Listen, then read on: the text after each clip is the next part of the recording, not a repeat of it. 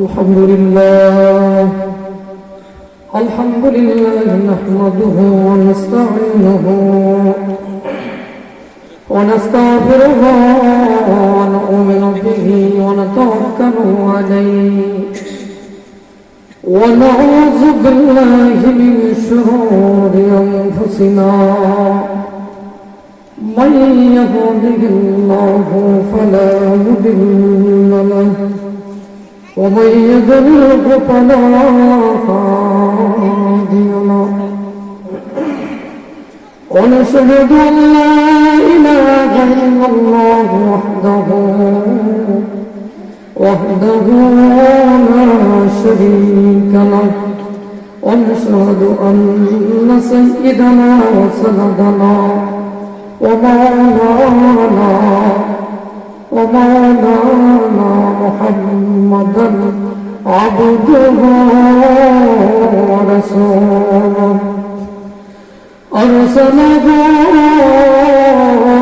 بالحق بشيرا ونذيرا وداعيا إلى الله بإذنه وسراجا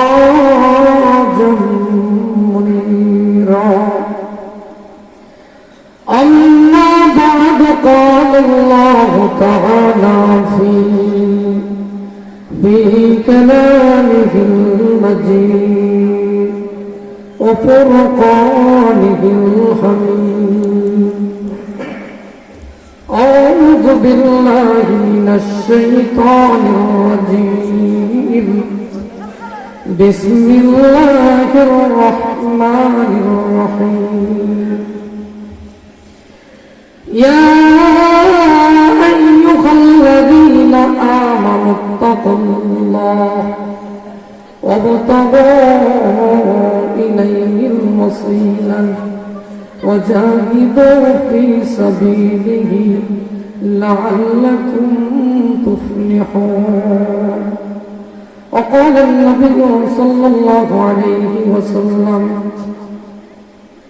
من يريد الله به خيرا يفقهه في الدين أو كما قال النبي عليه الصلاة والسلام سبحانك لا علم لنا إلا ما علمتنا إنك أنت العليم الحكيم الحمد لله রিয়াজুল জান্নাত মহিলা মাদ্রাসা কর্তৃক আয়োজিত বার্ষিক ওয়াজ মাহফিলের সম্মানিত শ্রদ্ধাভাজন সভাপতি, উপস্থিত ওলামায়ে কেরাম, দূর দূরান্ত থেকে আগত মুরব্বিয়ান নিজাম এবং আমার সমবয়স্ক ভাইয়েরা, পর্দা নিশিনী মা ও বোনেরা, সকলের প্রতি আমার সালাম। আসসালামু আলাইকুম ওয়া রাহমাতুল্লাহ। এই জান্নাতের বাগানে আমরা আসতে পেরে খুশি না বেজার। আজকে আলোচনা দীর্ঘায়িত করব না। পবিত্র কালাম আল্লাহ শরীফ থেকে যে আয়াত তেলাওয়াত করেছি, আল্লাহ তিনটা শর্ত দিয়েছেন। এই তিনটা শর্ত সম্পর্কে আলোচনা করি, আমার আলোচনা শেষ করে দিব। তবে গভীর মনোযোগ দিয়ে শুনতে হবে আলোচনাগুলো। আপনারা শুনবেন তো ইনশাআল্লাহ? আমরা যারা এখানে আইসা এই শীতের রাত্রে কষ্ট করতেছি, আপনারা খুশি না বেজার? জবানটা একটু খুলে বলেন। আলোচনা আমি আগেই বলছি দীর্ঘায়িত করবো না, আলোচনা সংক্ষেপে করবো, কিন্তু একটু কষ্ট করে একটু জবানটা নাড়া দিয়ে আপনারা বলেন খুশি না বেজার? যারা এই মাজালিসুর রহমান, ওই জান্নাতের বাগানের মধ্যে যারা বসে শুধুমাত্র আল্লাহকে পাওয়ার জন্য, আল্লাহকে রাজি খুশি করার জন্য, আল্লাহ তাদের জন্য আসমান থেকে জমিন পর্যন্ত রহমতের ফেরেশতা যারা বেষ্টন করে রাখে। আমরা হতভাগা বুঝি না। যদি 1000 টাকার ঘোষণা দেওয়া হয়, এই রিয়াজুল জান্নাত মহিলার মাদ্রাসার মধ্যে মনে হয় এই সারা রাত পর্যন্ত মানুষ সিরিয়ালে থাকবে 1000 টাকার জন্য। অথচ যেখানে দিনের আলোচনা হয়, কোরআন এবং হাদিস থেকে আলোচনা হয়, ওই জায়গার মধ্যে আল্লাহ তাআলা রহমতের ফেরেশতা নাযিল করে আল্লাহ তাআলা ওই ব্যক্তির হায়াতের জিন্দেগীর গুনাহ মাফ করে দেয়। বলেন সুবহানাল্লাহ।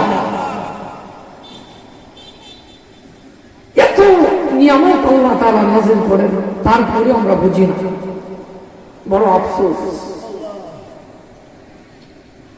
আল্লাহ তাআলা যে আয়াত কারিমা আমি তেলাওয়াত করেছি, ছোট্ট আয়াতের মধ্যে আল্লাহ শর্ত দিয়েছেন তিনটা। আমি সরাসরি আমার আয়াত সম্পর্কে আলোচনা করতেছি। মুহতারাম হাজিরিন, আল্লাহ তাআলা বলেন, ইয়া আইয়ুহাল্লাযীনা আমানু, হে ঈমানদারগণ, যে আইয়ুহাল্লাযীনা আমানু তাকুল্লাহ, হে ঈমানদারগণ, তোমরা আল্লাহ তাআলাকে ভয় করো। দুই নম্বর শর্ত আল্লাহ দিয়েছেন, আল্লাহ বলেন ওয়াবতাগু ইলাইহিল ওয়াসিলা, দুই নম্বর শর্ত দিয়েছেন তোমরা ওসিলা তালাশ করো। তিন নম্বর শর্ত আল্লাহ দিলেন ওয়াজাহিদু ফি সাবিলিহি, আল্লাহর রাস্তায় তোমরা জিহাদ করো। এই তিনটা শর্ত যদি কোনো মুমিন বান্দা মানতে পারে, আল্লাহ কও ঈমানদার, যদি তোমরা তিনটা শর্ত যদি দুনিয়াতে আমল করতে পারো, মানতে পারো, আল্লাহ কয় লাআল্লাকুম তুফলিহুন। এই দুনিয়াতে যদি মুমিন যদি কাফিরের বিরুদ্ধে যুদ্ধ করে, আল্লাহ বলেন ওই মুমিনকে কাফিরের সাথে যুদ্ধ করার কারণে মুমিনকে আল্লাহ তাআলা বিজয় দান করে দেবেন, বলেন সুবহানাল্লাহ। শুধু তাই না, আল্লাহ বলেন ওই বান্দাদেরকে আমি কিয়ামতের ময়দানে তাদেরকে আমি জান্নাত দিয়ে দিব। তাহলে আল্লাহ শর্ত দিলেন দুইটা, আল্লাহ শর্ত দিলেন তিনটা, আল্লাহ জাযা দিলেন দুইটা। বলেন শর্ত তিনটা, জাযা হলো দুইটা। দুনিয়াতে কাফেরের বিরুদ্ধে যুদ্ধ করলে আল্লাহ বিজয় দান করবেন, পরকালে আল্লাহ জান্নাত দিয়ে দিবেন। সুবহানাল্লাহ। শুনবেন তো আপনারা? এক নম্বর হলো আল্লাহর ভয়, ইত্তাকুল্লাহ, ওই আল্লাহর ভয় অন্তরে আমাদের রাখতে হবে। মুহতারাম হাজিরিন, নবীরা আল্লাহ তাআলাকে 100 ভয় করেছে, 100 ভয়। এমন ভাবে শুধু তাই না, সাহাবায়ে কেরামের জিন্দেগির দিকে তাকাইলে সাহাবায়ে কেরাম আল্লাহ তাআলাকে ভয় করেছে, 100 ভয় করেছে। মুহতারাম হাজিরিন, নবীদের কথা বাদ দিলাম, সাহাবায়ে কেরামের কথা বাদ দিলাম, দুনিয়ার একজন সাধারণ মানুষের কথা বলি, কেমন ভয় তাদের ভিতরে ছিল। মুহতারাম হাজিরিন, ভারতবর্ষের শাসন করত সুলতান মাহমুদ গজনবী, গজনবের বাদশা ছিল সুলতান মাহমুদ। এই সুলতান মাহমুদ ওই বাদশা ছিল। একদিন একজন ইহুদি লোক এসে বলে, তার ভিতরে কেমন ভয় ছিল, গভীর মনোযোগ। ইত্তাকুল্লাহ, আল্লাহর ভয় কেমন ভয় ছিল। সুলতান মাহমুদ গজনবী এখানে বাদশা ছিল, একজন ইহুদি লোক আয়েশা বলতেছে, ও সুলতান মাহমুদ গজনবী, ও বাদশা, আমার ঘরের মধ্যে আপনার সন্তান আমার সুন্দরী স্ত্রীর উপর বড় নির্যাতন করে। ও বাদশা, যদি আপনার সন্তানের সঠিক বিচার না করেন, তাহলে কাল কিয়ামতের ময়দানে আমি আপনার বিরুদ্ধে মামলা করব। সুলতান মাহমুদ গজনবীর মাথা নষ্ট হয়ে গেছে। ওই ইহুদি লোকটা বলে, ও সুলতান গজনবী, যদি আপনি আপনার সন্তানের সঠিক বিচার না করেন, বাদশা গো, আমি কাল কিয়ামতের ময়দানে আপনার বিরুদ্ধে মামলা করে দেব। সুলতান গজনবী চুপ করে কথাটা শুনলেন। শোনার পর বলতেছি, ওদি ভাই শোনো, এই যে অ্যাপয়েন্টমেন্ট কার্ড দিয়ে দিলাম, যখন আজকের পরে যেদিন আমার সন্তান তোমার ঘরের ভিতরে প্রবেশ করবে, সঙ্গে সঙ্গে তুমি এই কার্ডটা নিয়ে আমার রাজ সিংহাসনের মধ্যে দেখাইবা। দেখানোর সঙ্গে সঙ্গে আমার সাথে সাক্ষাৎ করার জন্য তোমাকে অনুমতি দিয়ে দিবে। পরের দিন যখন ওই লোকটা যখন ইহুদি ঘরের মধ্যে প্রবেশ করলো, ওই ইহুদি লোক দৌড়ে আসলেন, আসার পরে কার্ডটা দেখাইলেন। দেখানোর সঙ্গে সঙ্গে ওই সুলতান মাহমুদ গজনবীর কাছে আসার জন্য অনুমতি করে দিলেন। আসার পরে তখন কার্ডটা দেখানোর পরে বলতেছে, ও সুলতান মাহমুদ গজনবী, অবশ্যই আপনার সন্তান আমার ঘরের ভিতরে প্রবেশ করেছে। বাদশা গো, যদি আপনি আপনার সন্তানের সঠিক বিচার না করেন, তাহলে কাল কিয়ামতের ময়দানে আপনার বিরুদ্ধে আমি মামলা দায়ের করব। বাদশা বললেন, ওই ভাই যাও, তুমি রওনা হয়ে যাও, তোমার বাড়িতে আমি আসতেছি। বাদশা ওই সুলতান মাহমুদ গজনবী তার তলোয়ারটা খাপ থেকে বাহির করে কাদের মধ্যে নিয়ে রওনা হয়ে গেছে। ঘরের ভিতরে প্রবেশ করার পরে ওই হতলোককে বলে, আয় হতে ভাই শোনো, তোমার ঘরের বাতিরা নিভাইয়া দাও। বাতিরা নিভাইল। সুলতান মোহাম্মদ গজনবী তিনি তার তলোয়ারটা নিয়ে এমন ভাবে একটা গাড়ির মধ্যে আঘাত করেছে, তার বডি থেকে তার মাথাটা পৃথক করে দিয়েছে। বলতেছে আলহামদুলিল্লাহ বিচার করার পরে বলে, ভাই শোনো, আমাকে এক গ্লাস পানি দাও, এক গ্লাস পানি দাও, বাতিরা জ্বালায় দেওয়া। জ্বালায় দেওয়ার পরে তিনি বললেন, ইহুদি লোক প্রশ্ন করেন, ও বাদশাহ, ও সুলতান মোহাম্মদ গজনবী, ও বাদশাহ, আপনার কাছে আমি তিনটা প্রশ্ন করব। বলে যে কি? অবশ্যই আপনি দরজা বন্ধ করতেন, আপনি বাতি নিভাইতে বললেন কেন? 2 নম্বরে আপনি পানি পানি করলেন কেন? 3 নম্বরে আপনি আলহামদুলিল্লাহ বললেন কেন? ওই তিনটা আমার প্রশ্ন। সুলতান মোহাম্মদ গজনবী দাঁড়িয়ে বলে, ও ইহুদি ভাই শোনো, আমি 1 নম্বরে বাতি জ্বালাই নিভাইতে বললাম এই জন্য, তুমি বলছো আমার সন্তান তোমার ঘরের মধ্যে আইসা তোমার সুন্দর স্ত্রীর উপর বড় নির্যাতন করে। ইহুদি ভাই, আমি মনে করলাম আমার সন্তান যদি এমন কাজ গৃহীত কাজ করে, খারাপ কাজ করে, আর আমি যদি আমার সন্তানের বিচার করি বাতি জ্বালাইয়া, তাহলে আমার সন্তানের মুখের দিকে তাকাইয়া বড় মায়া লাগবে। এই জন্য আমি বাতি নিভাইতে বললাম। আপনি আলহামদুলিল্লাহ বললেন কেন? তখন সুলতান মোহাম্মদ গজনবী ডাক দিয়ে বলে, ও ইহুদি ভাই, আমি আলহামদুলিল্লাহ বললাম এই জন্যই বললাম, কারণ দেখলাম বাতি জ্বালানোর পরে আমি দেখতে পেলাম ওইটা আমার সন্তান নয়। যদি আমার সন্তান হয়তো মানুষের জনমের জনম গালি দিত। সুলতান মোহাম্মদ গজনবীর সন্তান বড় খারাপ ছিল, এই জন্য আল্লাহ তাআলার দরবারে আমি শুকরিয়া আদায় করছি, এটা আমার সন্তান না। আপনি পানি পান করলেন কেন? সুলতান মোহাম্মদ গজনবী ডাক দিয়া বলে, ও ইহুদি ভাই, যখন তুমি বলেছিলাম ও সুলতান মোহাম্মদ গজনবী, ও বাদশাহ, আপনি যদি আপনার সন্তানের সঠিক বিচার না করো, তাহলে আমি কাল কিয়ামতের ময়দানে আপনার বিরুদ্ধে মামলা দায়ের করব। এই কথাটা শোনার পরে আমার আল্লাহর ভয়, ইয়া আইয়ুহাল্লাযীনা আমানু তাকুল্লাহ, ওই আল্লাহর প্রতি আমার এমন ভাবে ভয় আসছে, যদি আমি আমার সন্তানের সঠিক বিচার না করি, আল্লাহর ভয়ে আমি তো শপথ করেছিলাম, আমি কসম খেয়েছিলাম, যতক্ষণ পর্যন্ত আমি আমার সন্তানের সঠিক বিচার না করব, ততক্ষণ পর্যন্ত আল্লাহর দেওয়া খাবার পানি আমি পান করব না। এই জন্য আমি কি করব? এই জন্য আমি পানি পান করলাম। আমি ওই দিন থেকে শপথ করেছিলাম, যতক্ষণ পর্যন্ত আমার সন্তানের বিচার না করব, ততক্ষণ পর্যন্ত আল্লাহর দেওয়া নিয়ামত পরিবর্তন করব না। আল্লাহ ভয় কেমন ছিল, এমন ভাবে সাহাবায়ে কেরামের ভিতরে হয়েছিল কেমন, ইয়া আইয়ুহাল্লাযীনা আমানু তাকুল্লাহ। আমার আলোচনাটা খুবই গভীরে যাবে, গভীর মনোযোগ। এমন ভাবে আল্লাহর ভয় সাহাবায়ে কেরামের ভিতরে কেমন ছিল। হযরত আবু বকর সিদ্দিক রাদিয়াল্লাহু তাআলা ঈদের দিনে দরজা বন্ধ করে কাঁদেন। ওমরকে পাঠাইল, ওমর দেখো তো আমার সাহাবী কেন কান্দে, আবু বকর কেন কান্দে? ওমর জিজ্ঞাসা করে কোনো কথা বলে না। আল্লাহ নবী সরাসরি আসলেন, আসার পরে বলল, ও আবু বকর, আজকে তো আনন্দের দিন, খুশির দিন, ঈদের দিন, তুমি কেন কান্না করো?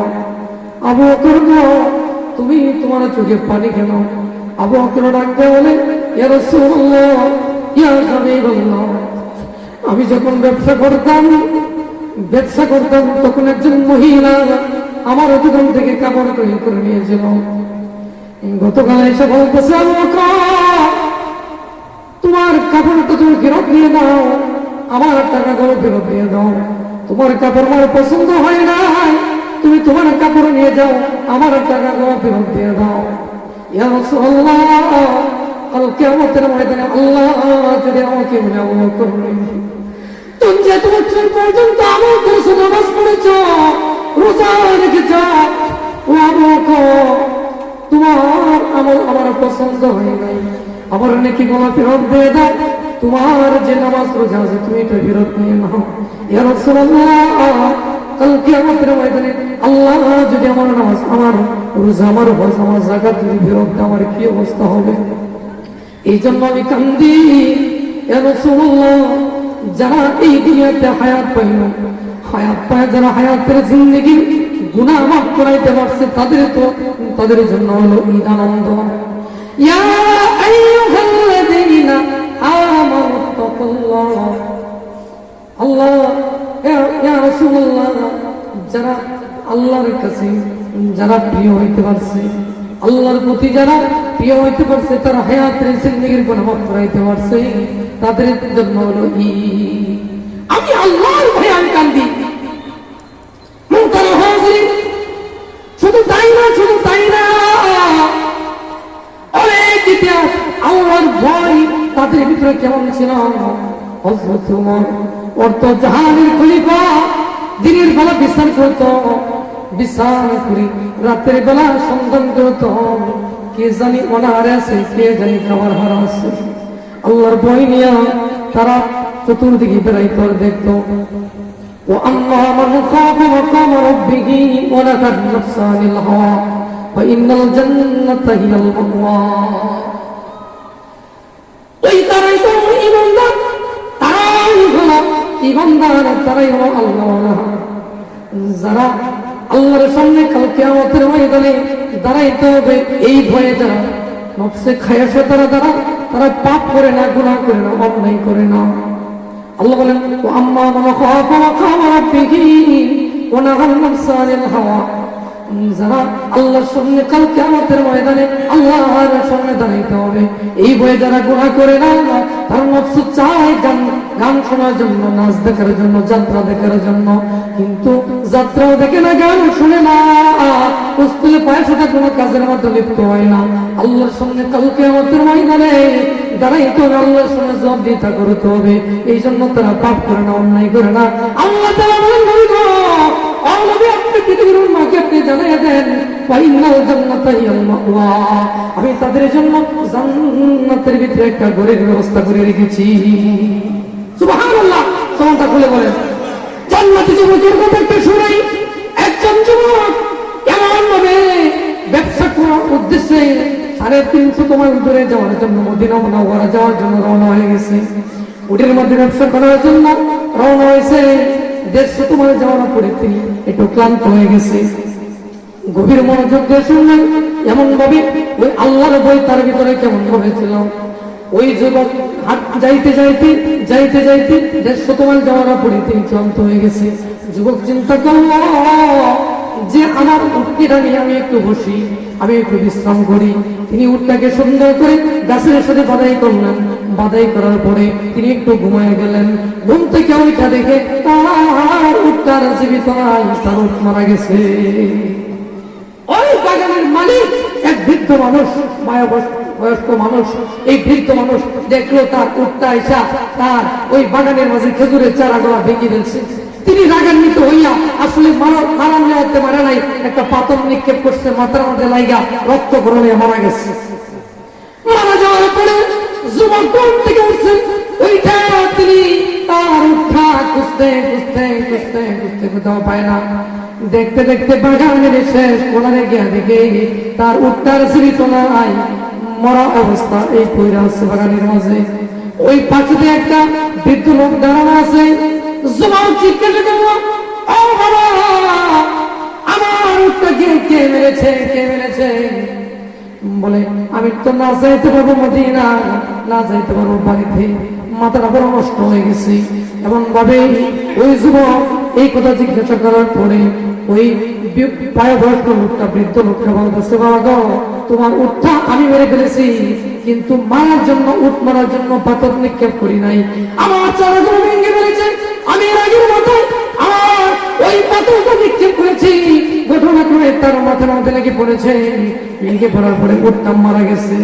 ওই যুবক তিনি দিশাহারা হইয়া, মাথাটা বড় নষ্ট হয়ে গেছে, আমি না যাইতে পারবো মদিনা, না যাইতে পারবো বাড়িতে, মাথাটা খারাপ হয়ে গেছে। যুবক রাগের মাথায় একটা পাথর নিয়ে এমন করে নিক্ষেপ করেছে, ওই পাথরটা ঘটনাক্রমে ওই বৃদ্ধ লোকের মাথার মধ্যে লেগে পড়েছে। লেগে পড়ার পরে ওই বৃদ্ধ লোক মারা গেছে। ইতিহাস। তারপরে ওই বাগানের ছেলে, ওই বাগানের মালিকের ছেলেরা তার বাবার সন্ধানে বাইর হয়ে গেছে। বাবা কোথায়? বাবাকে পায় না। বাগানে এসে দেখে তার বাবা জীবিত নাই, একটা উট মারা গেছে, আর তার বাবাও সাথে মারা গেছে। একটা যুবক দাঁড়ায় আছে।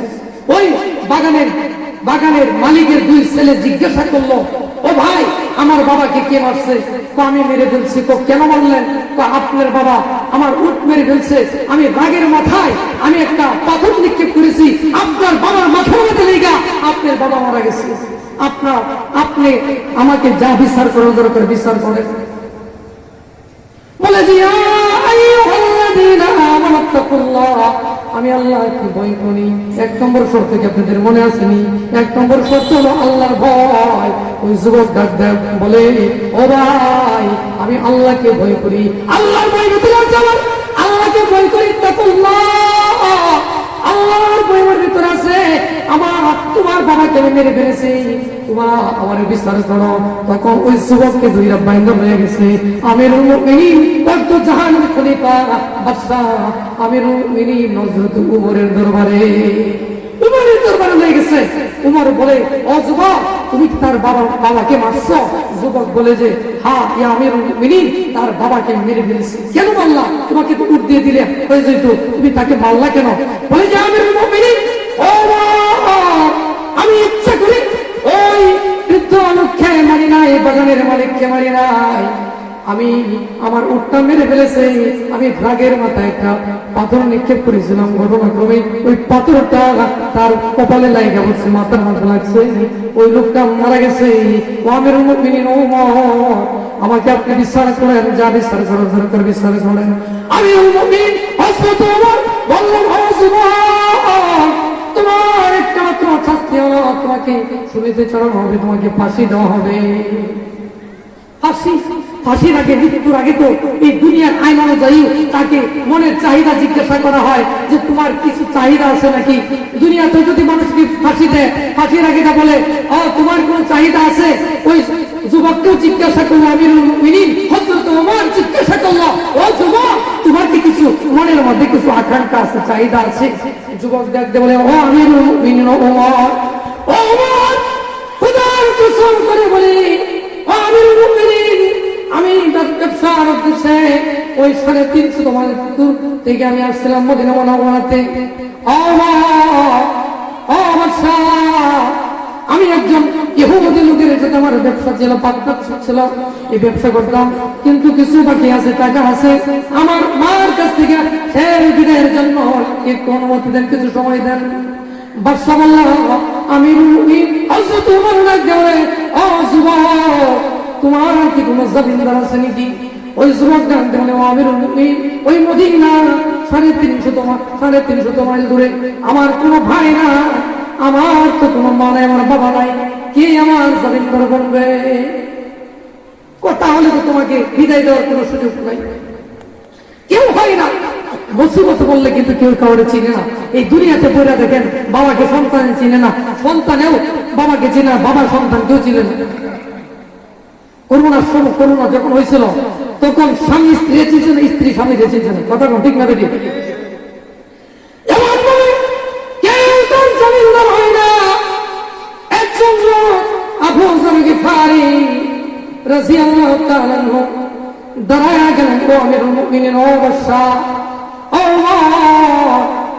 এই মদিনাতে আমি আমার বাইরে জমিদার হয়ে গেলাম। বলেন না সুবহানাল্লাহ। আমি জমিদার হয়ে গেলাম। আপনি তাকে ছেড়ে দেন, ওই যুবক যদি না আসে আমাকে ফাঁসির কাছে ঝুলাবেন, কোনো সমস্যা নাই। ওই যুবককে ছেড়ে দিল, সময় দিয়ে দিলাম। আরবি মাসের প্রথম সপ্তাহ শুক্রবার দিন তোমার ফাঁসি হবে, তাড়াতাড়ি যাও। যুবক চলে গেল। অনেক বড় ঘটনা, সামনে অনেক আলোচনা রয়েছে, গভীর মনোযোগ আমি সংক্ষেপে আপনাদেরকে শোনাই। এমন ভাবে ওই যুবক চলে গেছে বাড়িতে, গিয়ে বলতেছে ব্যবসায়ীকে, বলে, ব্যবসায়িক ভাই, তোমার কাছে আমার কাছে যে সমস্ত ঋণ পান তাদের আপনি নিয়ে নেন। বলে, যুবক, ব্যবসার নিয়ম তো হলো কিছু দেয়, কিছু বাকি নেই, কিছু নগদ নেই, কিছু বাকি থাকে, আর তুমি সব টাকা দিয়ে দিতেছো কেন? বুঝতাম না ব্যাপারটা। যুবক চোখের পানি ছেড়ে দিয়ে বলে, ওই অধিবাসী শোনো, কথা ঠিক আছে, কিন্তু রাস্তার মধ্যে একটা ঘটনা ঘটে গেছে। আমি এমন একটা অপরাধ করেছি, অপরাধী করার কারণে একজন মানুষ হত্যা করে ফেলেছি, আর আমাকে আরবি সপ্তাহের প্রথম বসে আমার ফাঁসি হয়ে যাবে, আর জীবনে কোনোদিন সাক্ষাৎ হবে না, তোমার টাকা জানে নিয়ে নাও।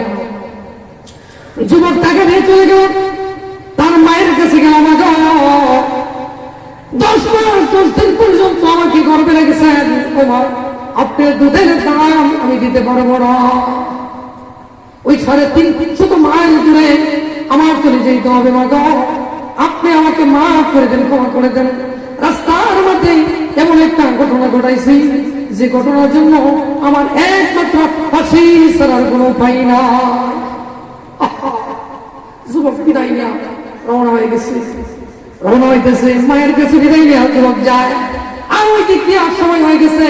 ঘটনাক্রমে তার রাস্তার মধ্যে তার ওই ঘোড়ার পায়ের মধ্যে সমস্যা হয়ে গেছে, যাইতে দেরি। আর ওই দিক দিয়ে আমির মুমিনিন হযরত ওমর রাদিয়াল্লাহু তাআলা আনহু তিনি দেখলেন তার সময় হয়ে গেছে, ফাঁসির সময় হয়ে গেছে। সালাম ফিরাইছে, আসসালামু আলাইকুম রাহমাতুল্লাহ, আসসালামু আলাইকুম রাহমাতুল্লাহ।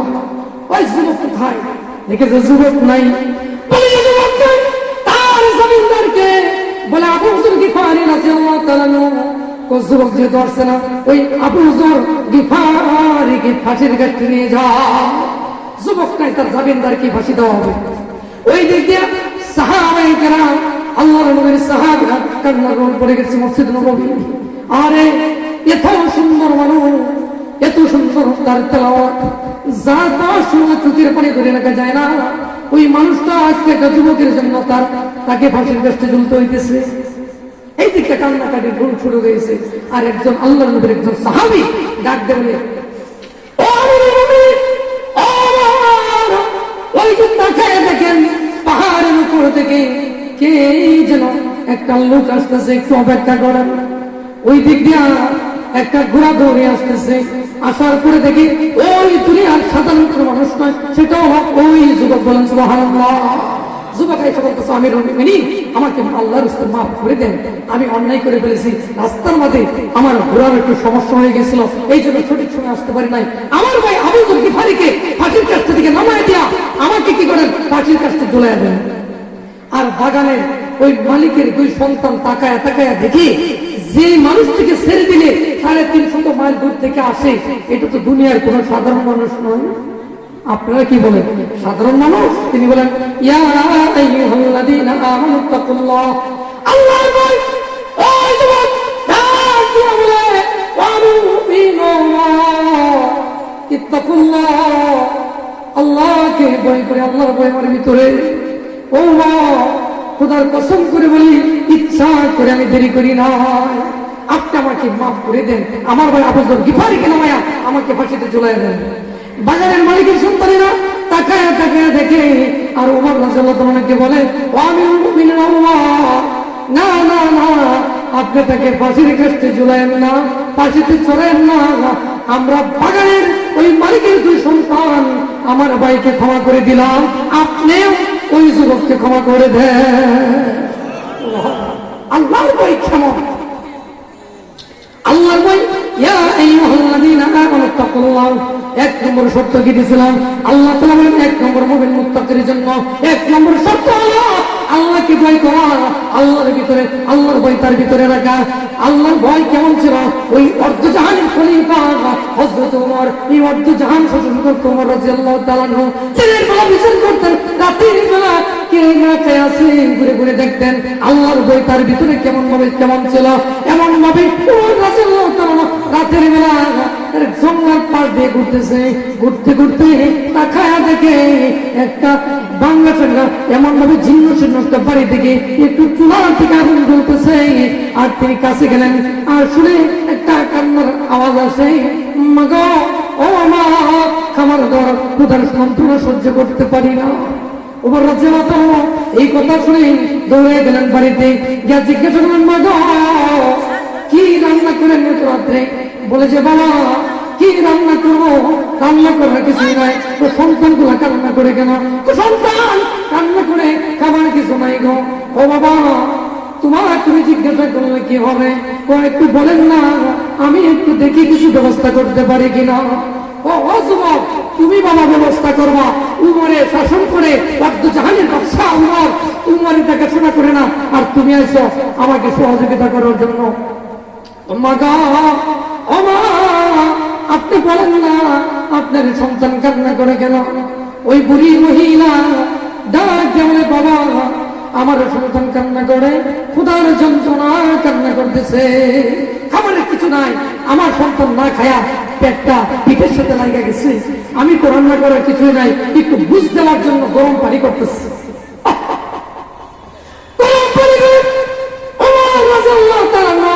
চোখের পানি করে রাখতে পারলেন না, আর পরিচয় দিলেন না, দৌড়ায়া গেলেন, চলে গেলেন তার রাজ্যের মধ্যে গিয়া তিনি মন্ত্র হয়ে গেলেন। যাওয়ার পর বলল, রাস্তা নেই, তাড়াতাড়ি দরজা খোল, তাড়াতাড়ি দরজা খোল। আরেকটা আটার অবস্থা আমার মাথার মধ্যে তুলে দে। খোদার কসম করে বলি, এই দৃশ্য দেখে আমি সহ্য করতে পারলাম না, আল্লাহ আমাকে ক্ষমা করবে না। আটার বস্তাটা আমার মাথার মধ্যে তুলে আসলাম ছিল তার গোলাম। আসলাম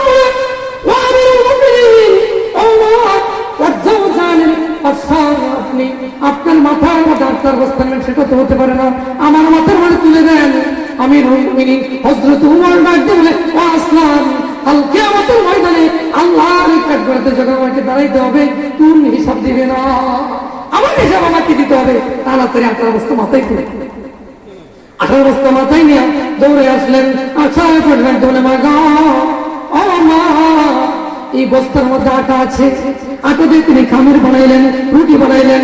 বললেন, মা গো, এই আটা দিয়া এই রুটিগুলো আপনার সন্তানদেরকে খাওয়ান, আর যখন আপনার কোনো কিছু দরকার পড়বে এর মাঝে আমি খবর নিব। সঙ্গে সঙ্গে ওমর রাদিয়াল্লাহু তাআলা চলে গেলেন, মসজিদে নববীর মধ্যে নামাজ পড়লেন। একজন মন্ত্রী পরিষদ থেকে একজন লোক পাঠাইলেন, এই মহিলাকে নিয়ে আসো। সঙ্গে সঙ্গে যখন শুনতে পারল আমিরুল মুমিনিন ওই উমর রাদিয়াল্লাহু তাআলা তাকে তলব করছে, ওই মহিলা মনে করছে মনে হয় নিশ্চিত আমাকে ফাঁসি দিবে। কতটা তার সমালোচনা করছি, আজকে যে তোমাকে ডাকছে তাহলে ফাঁসি ছাড়া আমার উপায় নেই।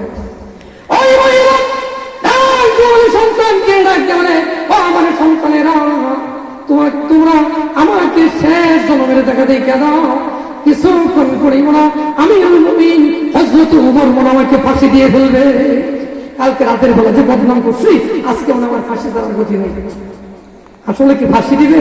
শুনে ঘটনা এমন ভাবে ওমর রাদিয়াল্লাহু তাআলার দরবারে ওই বৃদ্ধ মহিলাটা চলে গেল, আর একটা বড় করে একটা পাগড়ি ওমর রাদিয়াল্লাহু তাআলা তার গলার মধ্যে পেঁচাইলেন, আর একটা রাখলেন, মাথা রাখলেন। বললেন, মা গো, ও মা, আপনি এই পাগড়িটা ধরে আপনি টানবেন, আর টানবেন, টানতে টানতে ওই আমার ওই মধ্য জাহানের খলিফা জামিন আর মানুষকে প্রমাণ করে দেন ওমর দায়িত্ব পালন করে না, আমাকে দেখান, আমাকে শাস্তি দেন, কারণ আমি আপনার খোঁজ খবর নেওয়ার দরকার চলে নিতে পারি নাই। আপনি যদি আমাকে ক্ষমা না করেন, আল্লাহ আমাকে ক্ষমা করবে না। দেখেন পাগড়ি গলা মাটিতেছে, মহিলারা আপনি টানেন, টাইম আমার প্রতিশোধ গ্রহণ করেন, কারণ হইল আমি তো আপনার দায়িত্ব সঠিকভাবে পালন করতে পারি না। বর্তমান যুগের বাদশা আমাদের প্রেসিডেন্ট যদি এরকম হয়ে যেত, প্রধানমন্ত্রী যদি হইতো, তাহলে কেউ না খায় অনাহারে থাকতো না। আপনারা বলেন কথা ঠিক না বেটি? তাহলে ওসিলা 1 নম্বর শর্ত গেল অনেক আলোচনা ইত্তাকুল্লাহ, আল্লাহর ভয় ভিতরে ছিল উমরের। উমর দেখতো দুইরা বেলা, দিনের বেলা বিস্তার করতো, রাতের বেলা তিনি কি করতেন? রাতের বেলা দেখতো দুইরা বেলা ঘুরে ঘুরে দেখতো, তলব করতো কে জানি না খেয়ে আসে। ও বাবা, আমরা পারি মানুষের সমালোচনা করার জন্য। আল্লাহ 1 নম্বর শর্ত দিলেন কি? 1 নম্বর শর্ত ইত্তাকুল্লাহ, আল্লাহকে ভয় করা। 2 নম্বর শর্ত আল্লাহ দিলেন অবতাগু ইলাইহিল ওয়াসিলা, উসিলা তালাশ করো, উসিলা তালাশ করো। কেমন উসিলা আমাদের তালাশ করতে হবে? একটা ঘটনা আপনাদেরকে শোনাবো। আব্দুল্লাহ আনসারী, আমরা তো জানি সমালোচনা করার জন্য। আব্দুল্লাহ আনসারী আনসারী মসজিদে আমাদের সবচেয়ে পড়ে যায়, সবার আগে আবার চলে যায়, সবার পরে আসে আবার সবার আগে চলে যায়। মানুষেরা সমালোচনা শুরু করে দিয়েছে, আব্দুল্লাহ আনসারী আল্লাহ নবীর সাথে অভিযোগ দায়ের করছে। অন্য অন্য সাহাবীরা ডাক দিয়ে বলে, ইয়া রাসূলুল্লাহ, ইয়া হাবিবাল্লাহ, আপনার সাহাবী আব্দুল্লাহ আনসারী সবার পরে আসে মসজিদে আর সবার আগে চলে যায়। এই অভিযোগ দায়ের করার পরে আপনার তো তালিম শুনে না, কি শুনে না? আপনি যে অদ্ভুত করে শুনে না, শুনে না বলে যান জীবন তোমরা হ্যাঁ আল্লাহ নবী একদিন নয়, 2 দিন নয়, 3 দিন দেখলেন, 3 দিন পর্যন্ত। 3 দিন দেখার পরে তারপরে আবু বকর এই সাহাবাদেরকে নিয়ে আল্লাহর হাবিব রওনা হয়ে গেছে, আব্দুল্লাহ আনসারীর বাড়িতে চলে গেছে। জ্ঞান আব্দুল্লাহ আনসারী রে সালাম, আসসালামু আলাইকুম ইয়া আহলাল বাইত। ও আব্দুল্লাহ আনসারী বাড়িতে আসো। আব্দুল্লাহ আনসারী কথা বলে না, আল্লাহর নবী একবার নয়, 2 বার নয়, 3 বার সালাম দিলেন, কোনো জবাব পাইলেন না। আল্লাহর নবী রাগ করলেন না, গুসা করলেন না। আল্লাহর নবী আবার ফিরে আসতেছে, আব্দুল্লাহ আনসারী তারপরে দৌড়ে আসলেন, আসার কাপড়টা পরিধান করে আসলেন, আসার পরে বললেন, আসসালামু আলাইকুম ইয়া রাসূলুল্লাহ। ও আল্লাহর হাবিব, আপনি মনে হয় আমাকে রাখছিলেন, আমি আপনাদেরকে সাড়া দিতে পারি না, আপনি আমাকে মাফ করে দেন। বলি যে হ্যাঁ, তোমাকে আমি রাখছিলাম, তুমি মসজিদে যাও, আগে যাওয়ার সবার পরে যাও, সবার আগে চলে আসো, তার কারণটা কি? আব্দুল্লাহ আনসারী চোখের পানি গুলা ছেড়ে দিয়ে বলেন, ইয়া রাসূলুল্লাহ, ইয়া হাবিবাল্লাহ, আল্লাহ নবী গো, আমার পরনে কোনো জামা ছিল না, আপনি যখন রাখছেন একটু মাত্র ভালো কাপড়, আর ভালো কাপড়টা আমি পরিধান করে নামাজ পড়ার জন্য আসি, আর ঘরের ভিতরে একটা কোণার মধ্যে আমি একটা গর্ত করেছি, এখন আমি যখন নামাজ পড়ার জন্য আসি আমার বিবি ওই গর্তের মধ্যে বসে থাকে। এখন তারপরে ওই আমার বিবি গর্ত থেকে বাহির হয়, তখন বাইর হয় নামাজ পড়ার জন্য, আর ওই কাপড়টা আমাকে দেয়, আমি পরিধান করে মসজিদে আসি। ইয়া রাসূলুল্লাহ, আমার এমন অবস্থা আপনি ডাক দিয়েছেন, আমি গর্তের ভিতরে প্রবেশ করে জীর্ণ শীর্ণ কাপড় পরিধান করে এই গর্তের মধ্যে বসেছিলাম। ইয়া রাসূলুল্লাহ, এই জন্য আমি আপনার আগে সাড়া দিতে পারি না। ইয়া রাসূলুল্লাহ, আমার বিবিরা শেষ করে আমাকে জামাটা দিছে আর পরিধান করে আমি আপনার সঙ্গে আসছি। ইয়া রাসূলুল্লাহ, একটাই মাত্র কাপড়, আর মসজিদে নববীর মাঝে নামাজ পড়ি, নামাজ পড়ে তাড়াতাড়ি চলে যায়, যাতে করে নামাজ কাজা না হয়ে যায়। ওই কাপড়টা আমার বিবিকে দেয়, আমার বিবি ওই কাপড় পরিধান করে নামাজ পড়ে। সুবহানাল্লাহ। আল্লাহ কথাটা বুঝতে পারলাম, কিন্তু তোমার ছোট ছেলেটাকে তুমি কেন শিকল দিয়ে বাঁধতে রাখছো? এত জুলুম নির্যাতন সন্তানটার উপর কেন করতেছ? তুমি তো কাজটা ভালো করছো, কিন্তু তোমার সন্তানকে শিকল দিয়ে বাঁধতে রেখে তুমি অপরাধ করতেছো কেন? বলে যে ইয়া রাসূলুল্লাহ, ইয়া হাবিবাল্লাহ, আমি পেলাম গরিব মানুষ, আমার টাকা পয়সা বেশি নাই, ধন দৌলত নাই, আমার ধন সম্পদ নাই। আমি যখন কোন কর্ম করি তখন আমার ওই দেখেন একটা বাড়ির ভিতরে একটা খেজুর গাছ জুইলা আছে, এই ইহুদির খেজুর গাছের খেজুর পড়ে না জানি, আমি যখন কর্মতে থাকি আমার সন্তান না জানি ইহুদির খেজুর খায়া পড়ে কিনা। আর আপনি তো ইয়া রাসূলুল্লাহ, আপনি তো বলছেন লা ইয়াদখুলুল জান্নাতা জাসাদুন, ওই শরীরটা জান্নাতে যাবে না যে শরীরটা গুজিয়া বিল হারাম, যে শরীরটা হারাম খাইয়া যে শরীর রক্ত মাংস হয়েছে, এই শরীর তো কাল কিয়ামতের ময়দানে জান্নাতে যাবে না। এই জন্য আমার সন্তানটাকে আমি শিকল দিয়ে বাঁধতে রাখছি। যখন আমি কর্মতে থাকি তখন আমার সন্তানকে শিকল দিয়ে বাঁধতে রাখি, আর যখন কর্ম থেকে আমি বিরত থাকি তখন আমার সন্তানটাকে ছাইরা দিই, যাতে করে ওই ইহুদি গাছের খেজুর যেন না খা, খেজুর খেয়ে যেন আমার সন্তানের শরীরের মাঝে রক্ত মাংস না হয়, রক্ত মাংস দিতে হয়। এই শরীর তো জান্নাতে যাবে না, আপনার জবান থেকে শুনছি, এই জন্য আমার সন্তানটাকে বাঁধতে রাখছি। এই জন্য মুহতারাম হাজিরিন, আমি শর্ত দিয়েছিলাম তিনটা। ইয়া আইয়ুহাল্লাযীনা আমানু তাকুল্লাহ, এক নম্বর শর্ত হলো আমানু তাকুল্লাহ, আল্লাহর প্রতি ভয় করা। দুই নম্বর হলো ওয়াবতাগু ইলাইহিল ওয়াসিলা, দুই নম্বর ওসিলা তালাশ করা। আমার সময় শেষ, তবে একটা ওসিলা করেই শেষ করে দেব। একটা ওসিলার কথা বলে, কেমন ভাবে ওসিলা খুঁজতে হবে? মুহতারাম হাজিরিন, গভীর মনোযোগ দিয়ে শুনেন। ওসিলা তালাশ করতে হবে আল্লাহ তাআলা। মুহতারাম হাজিরিন, আমি যে আলোচনা করলাম, আল্লাহ শর্ত দিয়েছিলেন তিনটা। এক নম্বর ইত্তাকুল্লাহ, আল্লাহর প্রতি ভয়। দুই নম্বর হলো ওসিলা তালাশ করা। তিন নম্বর হলো আল্লাহর রাস্তায় জিহাদ করা। এই তিনটা শর্ত যদি কোনো মুমিন বান্দা, ঈমানদার যদি পালন করতে পারে, আল্লাহ তাআলা একটা ঘোষণাও দিয়ে দিয়েছিল, ও নবী আপনি পৃথিবীর উম্মাহকে আপনি জানিয়ে দেন লাআল্লাকুম তুফলিহুন, ওই বান্দা দুনিয়াতে কাফিরের বিরুদ্ধে যুদ্ধ করলে আল্লাহ তাআলা তাদেরকে বিজয় দিয়ে দিবেন, পরকালে আল্লাহ জান্নাত দিয়ে দিবেন। সুবহানাল্লাহ। সত্য তিনটা, যাজা দিলেন দুইটা। তাহলে আল্লাহ তাআলা এতক্ষণ পর্যন্ত যে আলোচনা করলাম, আল্লাহ তাআলা সকলকে আমল করার জন্য তৌফিক দান করুন। সকলে বলেন আমিন। ওয়া আখিরি দাওয়ানা আলহামদুলিল্লাহি রাব্বিল আলামিন। আসসালামু আলাইকুম ওয়া রাহমাতুল্লাহ।